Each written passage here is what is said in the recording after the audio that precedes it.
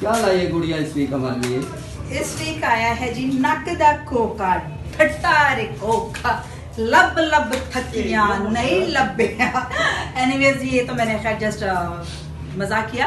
ड्रामे का नाम है नक दा कोका और इस वक्त मैं महफिल में परफॉर्म कर रही हूँ और मेरे साथ है बहुत ही प्यारी मेरी दोस्त दिदार मुल्तानी और बहुत ही अरसे के बाद मेरे साथ आ रहे हैं नासिर शन्योटी जी हैं, आगा माजिद जी हैं और ड्रामे के प्रोड्यूसर अरशद चौधरी हैं। महफिल थिएटर में हम ड्रामा कर रहे हैं और हमारे साथ फैसलाबाद की बड़ी प्यारी एक अदाकारा और है फ्रीहा और साथ में नदीम चिट्टा है। बहुत प्यारी कास्ट है गाइस, मिस ना कीजिएगा। जिसने ये ड्रामा नहीं देखा समझे कुछ नहीं देखा, बिकॉज ये ड्रामा बहुत अच्छा है और यहाँ पे बहुत प्यारी कास्ट है और बहुत अरसा दराज के बाद अरशद चौधरी के ड्रामे की जो कास्ट है इकट्ठी हुई है, वापस मिल बैठे हैं दीवाने काफी सारे। तो आप सोचेंगे मजा कितना आता होगा। So watch it and come.